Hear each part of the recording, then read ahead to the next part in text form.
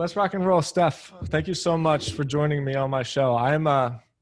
You always say this, like, I'm excited to talk to you, but I've really been looking forward to having this conversation. I'm a big fan of your work. And so it's really good to have you on here. Thanks so much, Tim. Great to be here. Cool. All right.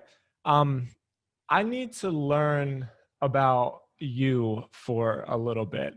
You seem, at least the research I have, you've been very public with your journey. You're very public with your thoughts and your ideas on your blog, and we're going to talk about that. But I always like to start off my interviews, and especially in your case, just because it seems like your journey has been like really cool and really fun.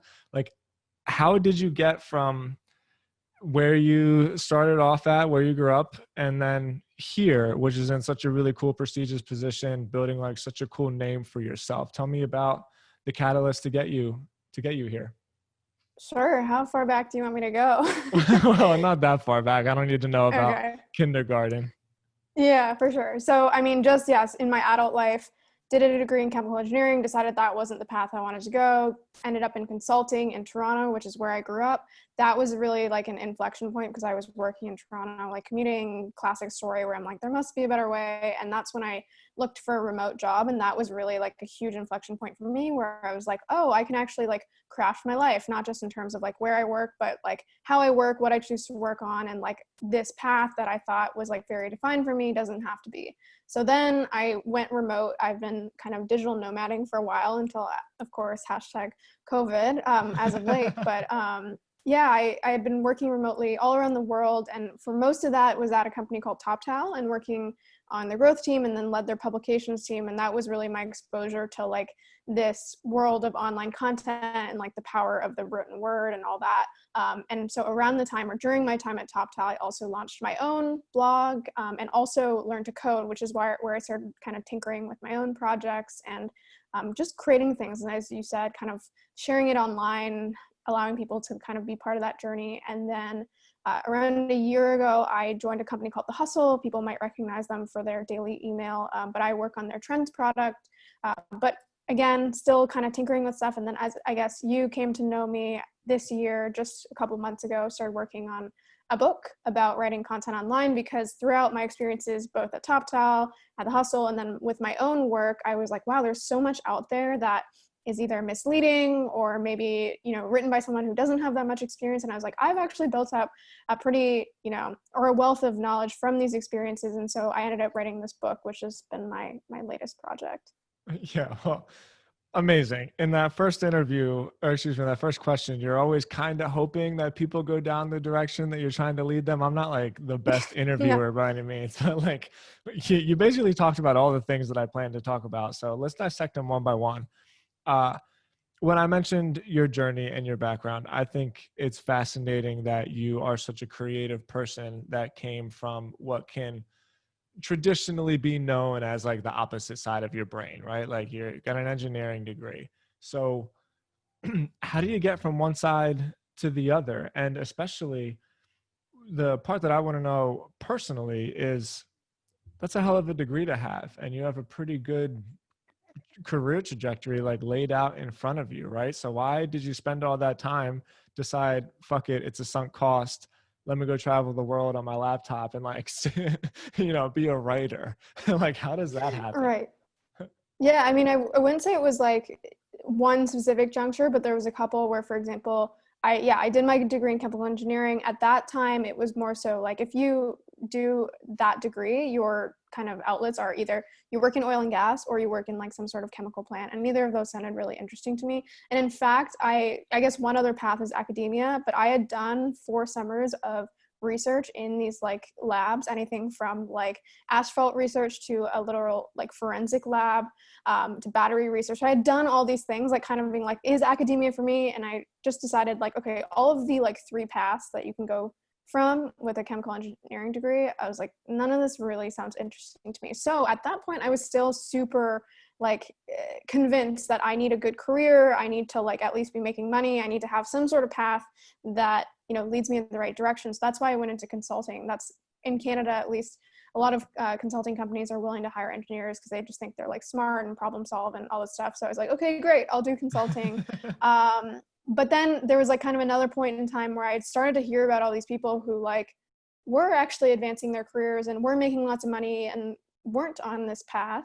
And a friend of mine at that time had sent me Remote Year, which I guess most people know now, but at that time, this was in 2015, I was like, whoa, what? Like, a lot of people are like not trading off their careers, but have this freedom. And so that was another kind of juncture where it was like, oh, okay, like there's other things. And then since then, it's really just been a matter of like realizing that I can just follow all of my curiosities, and, you know, people's careers can be successful even if they're not on like a super defined path, which mine certainly has not been.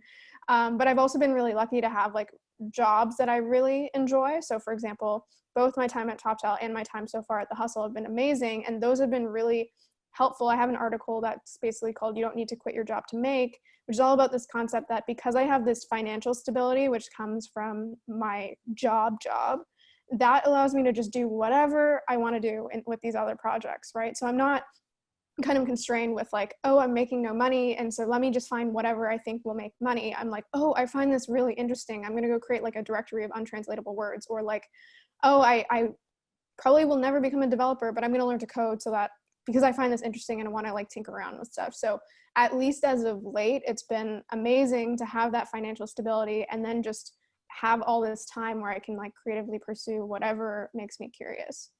Yeah, let me stay on this topic a little bit because I so appreciate when, like, somehow we convinced ourselves that in order to be an entrepreneur, you need to like quit your job and you need to be Yeah. selling lemonade when you're like 5 years old. And like, Right. like, I don't know how that happened. And my advice is always like, no, don't do that. If you have a job, stay safe, stay stable so that the work that you do on the side doesn't have to succeed. Because there's nothing worse for creative projects than when like you're forced to succeed. You got no other choice. So I agree totally. And I'm glad that you also have that advice because in my view, there's the things that I've done that have worked well have always come not from, like I said, like the pressure of like, this has to work or else I'm screwed. And I always just appreciate Exactly. having that freedom. Yeah, and there's so many good examples. So if you ever read the book Originals by Adam Grant, he talks about this, and there's so No. many examples of big companies that you know today where everyone thinks that these super successful entrepreneurs, like you said, quit and like, you know, went all in, you know, Hmm. dropped out of university, and like there are examples of that, of course, but there's also many examples counter to that. So the founders of Google, like they finished their PhDs before, you know, they went all into Google. Like they could have dropped out, but they didn't. The founder of Spanx was like, I think she was selling like fax machines. There was Yeah, she was. who else? The founders of like Warby Parker, like they were working full-time jobs for a long time before they realized that Warby Parker had enough kind of revenue that was consistent for them to like with their, you know, minds clear to quit their jobs. And so there's so many examples where you don't need to quit your job to go all in. It's actually, I think, there's not always like the right or wrong, but in many cases it's better because you can go into your projects with a clear mind. You can iterate a bunch before going all in. And I think that's what I've done. And it's been really enjoyable versus this kind of like do or die situation that some people put themselves in.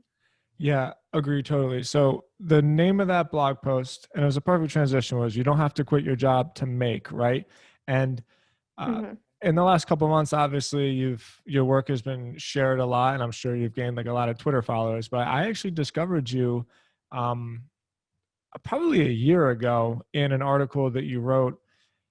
I'm not gonna get it perfectly, but it's something about like being good repeatedly. Like to be Yeah. great, be good repeatedly, right? I think I'm almost positive that's Yeah. it. And It's pretty close. yeah, well, I'm sure it got so that's a topic that people have talked about a lot, right? And James Clear kind of made that whole thing pretty popular, like habits and like daily repetition. But I find it's an easy writing subject for people to kind of go like woo woo on, right? As opposed to the route that you took in your article where you actually broke it down like really, really practically. And I remember the article, the line in that article, and it was a long article, so I won't remember all of it, but there was a line in it that really stuck with me where you said consistency is hard. And like, what a cool fucking thing to say, because isn't that always it? Like, no, it's about doing the work. It's about doing the work. But one thing that people forget there is it's not about working for 20 hours and not sleeping for like 2 weeks. It's about doing it for like years when no one's watching, and it's, Friday afternoon and nobody cares what you're doing, but you still kind of do it anyway. And just the fact that you said consistency is hard, I loved that and I appreciate it so much. Thank you. And I think, I just gave a bunch of examples of companies that did stuff before they went all in. The same is true for this like consistency idea where the media trains us to believe that like, oh, this company raised money. And so because I hadn't heard of them yesterday and I've heard of them today, it feels like an overnight success. Yeah. Or again, like some company blows up on the media, but really they've been like slaving away at this thing for like 5-10 years, whatever it is. And so we train ourselves to, for better or for worse, mostly I think in this case for worse, to think that this stuff happens overnight. So then when stuff doesn't happen overnight to us, we're like, what the hell? What am I doing? Am I going anywhere? And really in most cases, like if you really dig into any successful entrepreneur and you dig into their past, it's like so many iterations and things going on behind the scenes before people are listening. And so really like that consistency of just like continuing to show up is the hardest part. And that's what differentiates people. For sure. I've been writing about it recently, and I won't go too much on a story, but I used to be a long distance runner, and I can't anymore because I had back surgery. And so I started rowing instead. But there's a part of me that knows that I need to keep that in my life, because there's just something about that stamina that keeps me in my head. It's like I might not be the biggest or the smartest or the strongest, but like I just know that if we go up on a rowing machine, like I'll just keep going one stroke at a time when everybody else is like, I'm fucking sick of doing this. Right. It's one of the things that I like really admire about people is just stamina and consistency. Yeah, and it's not something that we really focus on enough, right? When you think about founders, right, that you're like, oh man, I really want to be like Elon Musk or Jeff Bezos. Well, guess what? They were extremely consistent over time, but it's interesting that that's not the trait that people tend to admire. They're always Yeah. like, oh, like Elon's so prolific, right? Or he's like, he's crazy. I love how unpredictable he is. And it's like, well, actually, you know what got Elon to where he is that he's been working at this thing, and he was working on it before anyone was listening for so many years. And the same thing with Bezos. If you read Bezos's memos, right, he just like many other founders, he Yeah. writes Like these his memos and letters he's to like written investors. exactly to Yeah. investors. He's been writing them for decades. And if you go back to even his first memos, they're not so different to the memos today. There's this underlying consistency in Bezos's vision. And it's just interesting because we never, like when we think about who we admire, it's always for these strange traits that like in reality, one of the traits that we should respect in people the most is like their integrity, their ability to stay consistent, to do things over time that, again, like they've been doing for many years. And I'm not sure why that's not really like part of our vocabulary when we admire people, but I think it's something that we should admire more in people over time, because what we admire is like what we become, right? And so I think we should actually have less founders striving to be like prolific and crazy and stuff like this, and more just being like, oh, actually Bezos and Elon were actually extremely consistent. That is the trait that I should try to like emulate within these, amazing founders. So those are the things that you admire? I mean, I try to, right? Again, I think it's kind of counterintuitive because Yeah. we can't see the consistency. That's the problem, right? Like when you think about founders, you only see what's in the news, you only see their earnings reports, right? But you don't see what's going on behind the scenes. But I try to remind myself, the reason I wrote this article in the first place is that I had to remind myself that everything that you see online is just like one sliver of reality. And so you have to consistently remind yourself that there is so much missing from that equation of success that you don't see. So you have to just like tell yourself, oh, like what are the actual things that are happening behind the scenes that are making these people successful? And if you really break that down, if you really study these businesses, if you read these biographies, then yeah, consistency, integrity, things like that are themes throughout. And so you have to remind yourself that that's what you should be admiring in people, not these other kind of like pseudo indicators that you see online. Mm. Yeah, really interesting. I'm going to think about that for a little longer, see how, I mean, who am I? I'm just one person, but like, how can you bring something like that into the public lexicon? And there's gotta, there's gotta be something to that. There's gotta be a way where And obviously it's social media, right? Because all you can see is like the tiny bits of information where it's like, look how great my life is. And I'm not by any means trying to go down that path. I'm just saying, what is it about us that wants to believe that it was so easy, that this person was such a visionary, that this person just walked into luck, or it was all good timing? Why is it that the first thing that we think of, even without social media, right? Like, what is it Yeah. in our minds that wants that to be the case? I think it's just wishful thinking, right? Yeah. Because if it's the case that there is like a lottery that you can win, then that's pretty, that's pretty compelling. Like that, oh, maybe if I just do the right things and put myself in the right places, like I'll just get really lucky and someone will discover me, right? And again, it's wishful thinking. I see many people who act this way where like, I just need my big break. Mm. Little do they know that, yes, some people get a break and it's, there is this overnight success, but it's so rare. And so I talk about this in the article that your most like logical way to success, right? Your like best chance at success is this consistent effort. But that's not very reassuring to people, right? Because a lot of people want success, but they don't want to do what it takes to be successful. And so that's why they kind of default to this wishful thinking, where they kind of almost like disregard the work that many people put in, because they're like, oh, they got a lucky break, or like they were brought up more wealthy than I was. And those are fair to some degree, but I think a lot of people like kind of dismiss the responsibility that they have. If they want to be successful, then they need to put in the work to be successful, and they shouldn't kind of rely on this hopeful or wishful thinking that they could maybe just like get a big break. Agreed totally. I like everything that you said there. Okay, I want to talk about your work a little bit more specifically, especially with your book. So, part of your book, and I like that you practice what you preach, right? Because you're a big believer in this build in public ethos, and this has been kind of a steady theme, especially within the last month or so. I had Amanda Natividad on the show recently. She's the head of marketing for Nat's agency, for a Growth Machine. And she was talking about, actually, I think I was on her podcast, and she was talking about build in public. And I caught myself being a little bit cynical. And I want to hear your opinion on this, because sometimes I worry that this idea of build in public is kind of gimmicky.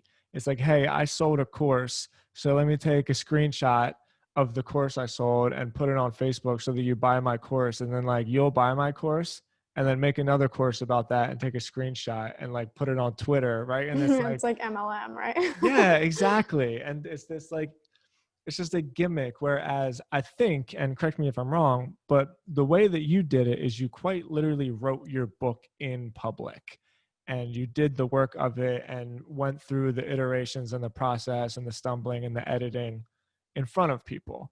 And so I'm making a little bit of a statement as much as I'm trying to like open this up for a conversation. But tell me what build in public means to you, and how like you would properly execute on that if you have a piece of creative work you're trying to share. Yeah, so I've been building in public for the last couple of years, and I totally agree that sometimes it can get gimmicky, especially in the way that some people do it.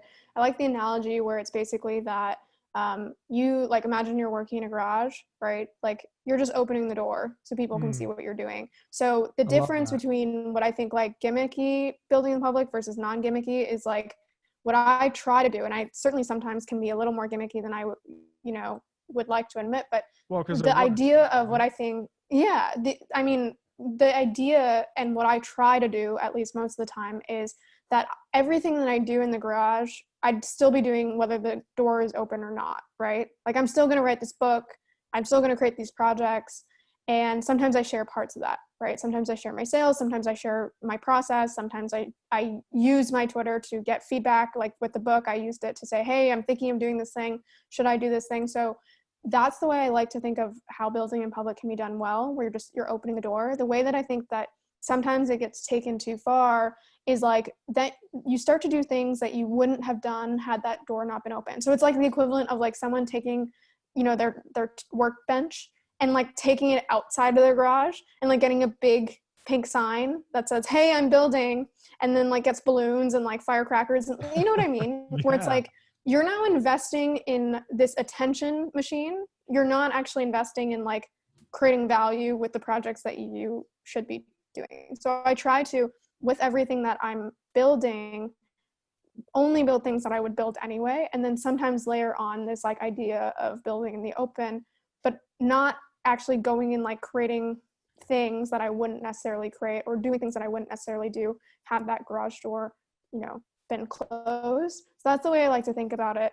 But of course, like sometimes it can get gimmicky, but in general, the other way that I like to think about it is as a second analogy is people say like, if your car breaks down, people are more likely to help you push your car if you're already pushing your car versus if you're sitting on the side of the road. And so it allows people to see what you're doing so they can like be part of your story. They can help you out.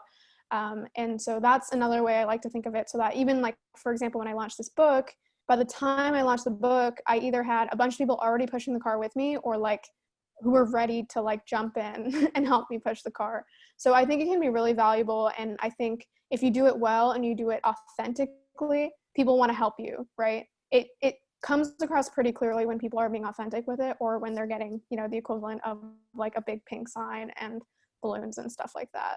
That was such a good way to break it down. That actually like solved pretty instantly an internal dilemma basically for me, because I'm an SEO, and all of my brands Yeah. and all of my companies have grown kind of like you said, like behind closed doors. Nobody sees the work that you do to rank Mm-hmm. websites, and then 3 years later, you know, you're getting tens of thousands of hits a day and everything's great and you got a great business, but there's no like face to it. You're not saying like, hey, watch me SEO this website, because nobody cares about that. That doesn't make good, Yeah. you know, like social media content, you know?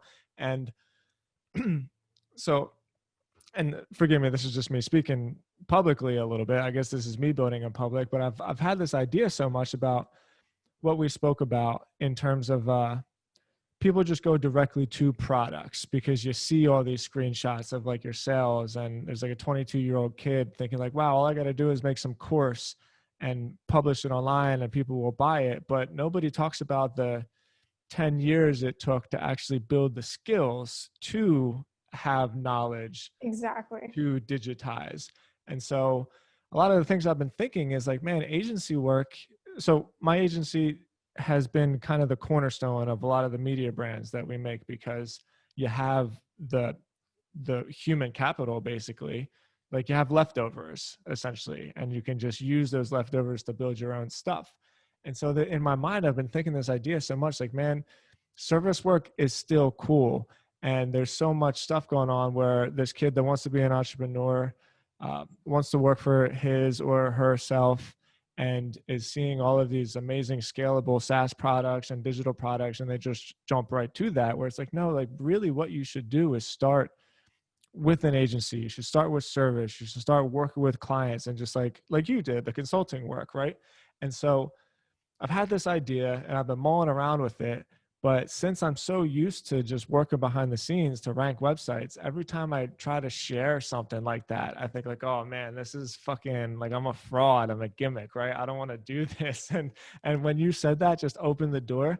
I swear I've had this internal dialogue for a while, and it just kind of washed all that away. So like, seriously, thank you. No worries. And by the way, something, I gave a presentation on this building the open idea recently, and I think people have the conception that like building in the open is sharing your revenue numbers, right? Or something like that, right? Which is part of that. It doesn't need to be part of it even. There are so many ways to build in the open. To give a couple examples, like opening up your roadmap, that's building in the open, right? That has nothing to do with your success or non-success. That's just saying like, here's what I'm working on. Pre-selling is by nature building in the open, because you're saying, I'm going to work on this, like who's interested? I need some validation here, right? Some of the other things that I do that you could call building in the open are things like my blog. Anytime that I learn something, right, which I would do anyway, like I would learn this in my garage as an example, it would be anything from like figuring out how to connect Ghost and DigitalOcean, right? Or I at one point wanted to know what the top Medium publications were, or the best women in tech conferences. Those all turn into articles that I end up sharing openly, like widely, but I was going to do those things anyway, right? So just taking, for example, if you're already doing a bunch of SEO work, you can just like, you know, put this stuff online to help other people. That in a way is building in the open as well. And so there's so many different ways to build in the open. It doesn't necessarily just have to be like, hey, everyone, here's my revenue numbers. Like, this is how great I'm doing. To go back to the car analogy, no one can stop to help you push your car if your car never breaks down. And so this is the misconception of building the open, is a lot of people think it's like all these like successes of like, hey, everyone check out my sales. But actually bringing people in when you're not like quote unquote winning is when I think people are most likely or most apt to want to participate, right? Versus the people who are huge already, you don't see them building in the open because no one really wants to be part of just like a constant party, right? Yeah. like look how great I'm doing. People want to help you when you need the help, right? And so that's why I actually encourage people to start building in the open before they're winning, right? Like I did. This book was a huge success for me, but before that I was making nothing for my projects, right? And that's when people were really kind of wanting to be part of that story, trying to help me push my car, trying to, help me along my journey. And so that's the way I see building in the open. It doesn't necessarily just have to be, hey, look at all my successes. Yeah, and thank you for bringing up your book. Thank you for that wisdom. I really mean that. That helped me. I meant to talk about your book a lot earlier. I find It's that some totally people fine. We say don't need to like, talk about it at all if you don't want no, to. I want to because I think it's important. Because you and I spoke briefly before we started recording, and this is a topic that's come up because I'm a writer, and there's a lot of great writers on the internet, which is why a lot of times I always bring them on my show because I guess I feel a little bit of a bond with other writers, right? But so two-part question. How did you become a writer in the first place? Like I'm assuming you wrote a ton of research papers, right? But there's a difference um, in the craft of telling a story, especially online with like formatting and knowing exactly where to put bullet points, where so it'll break up the content, just little tricks like that that you get good at after doing it. And the second part of the question is when we were speaking before we started recording, like so much media is being created, who knows, like billions and billions of gigabytes a day, and not as much of it as before is just written word. It's just text on a page. I would say, and I have said many times, that it's still like the most useful skill. But out of all of these really cool, flashy, sexy ways to build content, like what has drawn you into this good old fashioned writing and storytelling? Yeah, so I think to answer your first question, I actually hated writing in school, at least the classic form of how we learn writing, Mm, because I think it's taught in a way where it's like you have one person judging your stuff and it's in a very particular templated way of like how to get an A+, and that's not necessarily aligned with how everyone likes to read or write, but B, also like in terms of purely topics, you're writing about stuff you don't care about, right? Like in high school, you're given the topic, versus now that I'm writing, I get to write about, again, like my curiosities or what I'm passionate about, or if I have something that I want to say, then it's more so just a tool for me to say that thing to reach people with. And so I actually hated writing for many years, and then luckily through me kind of running the publications team at TopTal got me back into like writing and editing and stuff like that, and realized that like with a new mindset, it's really just a tool and you can use that tool however you want. And so actually, as it compares to probably like trained reporters or trained writers, like my writing is probably not like from a technical standpoint very good, but my mm-hmm. goal is really just to communicate my thoughts. And that's why when I started my own personal blog, I had thought of starting one for a while, but it was only when I really had this like really strong conviction to say certain things that I actually did it. Like one of my first articles that I published that ended up being pretty popular was just it was called The Guide to Remote Work That You Don't, or That's Not Trying to Sell You Anything. Because I had been working remotely for many years and had just found all this stuff online that was like junk, and again trying to sell people some lifestyle or even some actual like course that teaches you how to be a digital nomad. And I was like, oh my god. So that was an example of where I was like, I just want to communicate something, right? This is a tool for me to communicate. And so that's where I started. And then I think I learned more in terms of like how to craft my writing better when I was actually at the hustle, because Brad, my boss, he's like an excellent writer. He's been a reporter for many, many years. So he's like a much better, at least from a technical standpoint, writer than I. And so he taught me a lot there. But in general, I think you don't actually need to be an excellent writer. As you kind of use the term storytelling, like your job, at least within, if you're, writing online, is to convey a point, right? Or a story, or, teach someone something, in which case, like, it doesn't have to have perfect grammar. It doesn't need any of the things really that you were taught earlier on in your, probably when you were younger learning English. You just need to, learn to tell stories better. And I think in general that comes from like just doing it, right? Just like writing more online, seeing what resonates with people, reading more online too, right? So before I even started writing online, I went through a spurt where I actually, like, for many years didn't read anything because I didn't really find like the type of book that resonated with me. But then before publishing online, I happened to go through a spurt of like a couple years where I was reading like crazy. And I think that really helps, right? Like you learn to recognize what resonates with you. And therefore there's probably some mirroring there in terms of how you actually write and resonate with other people. So that kind of answers your first question. And then in terms of writing as a medium relative to other mediums, I think it's my favorite medium to use because even right now as we're talking, you're asking me questions and I have some sort of idea of my answer, right? And I'm answering it on the spot. But imagine if I had 3 hours to actually think, like sit down and think, like, what do I actually think about this question? How do I want to respond to this? Is there any nuance? Am I just kind of spitballing things that like come to mind but aren't actually like reflective of my actual opinion? I think a lot of the, whether it's like tweeting or podcasts or a lot of these like quick mediums, they are great for disseminating a lot of information, but they're not necessarily great at disseminating like good, solid, thoughtful pieces. And the reason that I think long form writing is so special is because most of the time a long form article is the reflection or kind of compilation of like many, many, many hours of thought from someone, right? Like the How to Be Great article, that article was something that's like kind of sprouted in my head at some point, but then over several weeks, if not months, was like me ruminating over this, me researching stuff. And so I just think the written word is, in one of my articles, I say it's like writing is thinking. It's like, it's just such a better medium, or at least in the way that it's used, where it's concentrated thought that people have kind of put together mindfully, versus I think a lot of the other ways that we communicate with other humans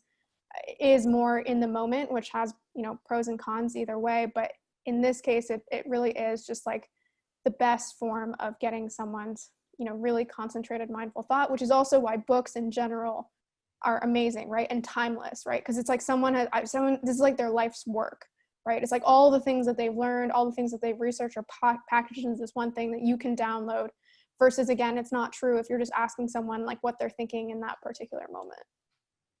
I agree. I think I relate with you a lot listening to you.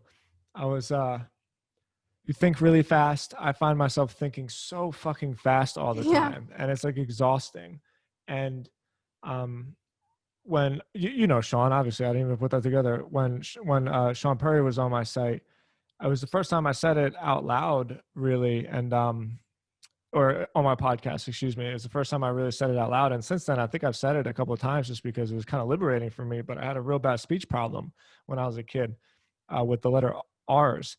And it's why I wrote all the time. And like, I think back of it, I brought a notebook with me everywhere. And there's stacks of notebooks in the other room behind me. And it was just the first time I really had the ability to be like, this is what I'm thinking and this is what I want to say, and just give me space to figure it out. And then all of a sudden it's like, here's like this perfect presentation of exactly what it is that needs to be said, and it's by me. And and so that's why I think it's so valuable, because it's not even necessarily that it has to be about content. Like if you're trying to write an email, right? Like I know for a fact that if there's something really important in my company that needs to be said, like nobody's writing the email but me, because I'm just good at taking space to say what needs to be said in the best way possible in the shortest amount of words. Writing emails, writing just notes that I take to get good at remembering things. It's what I'm saying is it's not even as a skill of marketing, although in this case, that's like the most lucrative way to make money from writing, but in all the different ways that being a good writing can benefit you as a person, like in your life and your career and your relationships. It's just so undervalued. Totally. I think the way that people misunderstand writing is that they think of it as like a means to an end, but it's a tool, right? It's a tool for you to communicate with other humans. And in the way that this tool is utilized, it allows you to, as you said, put thought into what you're actually trying to communicate, versus the immediacy of other tools for communication don't really give you that space, right? And so to your point, like there's been so many times where I've like, for example, done a presentation and I'm like, man, like I kind of said what I was trying to say, but like not really. And I guess people can probably get what, roughly my point, but I feel really disappointed because I felt like I had, something that I really wanted to articulate and I couldn't. And writing gives you this amazing opportunity to take all the time that you need to get to the point where you feel like what you're trying to articulate is articulated exactly how you want to articulate it, right? With the nuance, with the examples. And I'm sure you've had similar experiences where you spend weeks or months on something and then finally you're like, this is it. Like, yeah, this is exactly what I was trying to say. And that's when you release an article or whatever. But I think that's really special because, again, I think a lot of nuance is lost in the immediacy of the conversations that people have. And I think if people really spent the time trying to really boil down what they're trying to say into the written word, which is difficult, but if they can do that, then we're actually communicating on a plane where it's much more thoughtful, much more mindful, versus, again, the like kind of super quick back and forth where no one actually takes a second to be like, oh, did I even mean that? Or did you mean that? Or what did you really mean when you were trying to say that? I don't think I've still done a podcast episode where I look back on it and I was like, wait, did I even say the fucking things that like I was trying to say? And the other thing about it is in this immediacy of like, oh, I got this thought on my head. Let me tweet this. Let me make a video about this and like a fucking selfie here. With writing, it's also a really great exercise in like restraint, because to say what you want to say, you really have to hold back and it's like painful, and it's like, oh, like this isn't quite it. And I don't know how I know it's not quite it. I just know that it's not quite it. And so to figure out like, what was it that maybe Emerson said it? He was like, I say everything I need to say and then I take as much as I possibly can out. Or it's like, if I had more time, I would have wrote a shorter book, that kind of Yeah, thing. So there's just that exactly. exercise of restraint that I find so painful, but also just like very freeing and liberating. Completely. That's the thing I struggle with the most. Like my articles slowly over time have been getting longer and I'm like, Steph, you got to rein it back. Like no one wants to read, a 10,000 word article. Maybe they do, but I'm like, as you said, the best writers can condense their thoughts into the shortest possible form. And so that's actually like a great challenge to go and like, it's almost like a curve, right? Where you like start and you don't know what you're trying to say. And then you try to like manifest all the possible things that you're trying to say. And then you got to take the time to like rein it in and remove all the fat. And that's one part in particular that I'm trying to get better at. I know I'm pretty good at like taking a bunch of things and integrating them. I'm not as good at the second part You of are good reining at that. that in. Yeah, you are really good at that. I mean, even the couple of articles that we referenced, as I was reading it, I remember thinking each one of these could be its own topic, but you still manage to keep them underneath like an umbrella of a overtone of a theme. I didn't mean to cut you off. I just noticed that. No, I think that's it's okay. really Thank yours. you. Yeah, sure. All right. So let's wrap this thing up. You got your book done. I haven't seen any of the presentations because I signed up for the book. I keep getting the emails, and I'm sorry, I keep No archiving worries at all. They're them. optional. There's a reason for that. Yeah, and but so are you bringing people through the book like chapter by chapter? Is that an additional service that you provide, or is that just coming with it? Yeah, so it's not one-on-one, but yeah, it's within a group setting. I added these live sessions, and the reason for that was actually because I recognize like I work in content, I've seen all this stuff online, and I know that even if people spend $30 on a book, they're not always going to read it. And so I wanted to maximize the likelihood that someone would actually get value from whatever they were buying. And so I just said, you know what, some people prefer to read, some people prefer to listen. And actually it was interesting. I wasn't sure exactly how I was going to structure the live session. So I did a survey with all the pre-buyers and I said, are you looking to A, like kind of network? Are you looking B, to ask me a bunch of questions, or C, get the material, like, learn the material live? And like, I think 80% said actually the third, just learn the material. So I said, okay, so this really is an outlet where people are like, look, I don't have time to read the book. So like, please just teach me. So that's really what it's been. I create slides for each chapter. Obviously, it can't go as in depth as the book, but it goes over all the important things. And then, yeah, it just allows people throughout to ask me questions, for me to get more specific in certain areas and address those questions. But that was really the reason that I started the live sessions, was just like, how do I get as many people who buy this thing to actually use this thing? And it has actually helped, where I've had many people say, like, I haven't had a chance to read the book, but like these live sessions have been really helpful. Okay, last question. Are you going to try to get it published? Like, actually published Yeah. in like a, I haven't really considered that. I mean, maybe. I think it's amazing that we're in an era where I don't need to, right? Like, I created it online, I sold it on Gumroad, and anyone in the world that wants access to it can have access to it. So at the moment, that's not really a goal of mine. Maybe, but probably not, honestly, where again, if anyone wants the product, they can access it, right? I did have a couple people ask if I would have some sort of like print version, and to me, that's just not a priority right now. There's a Kindle version if people want, not to have to stare at their screen and stuff like that.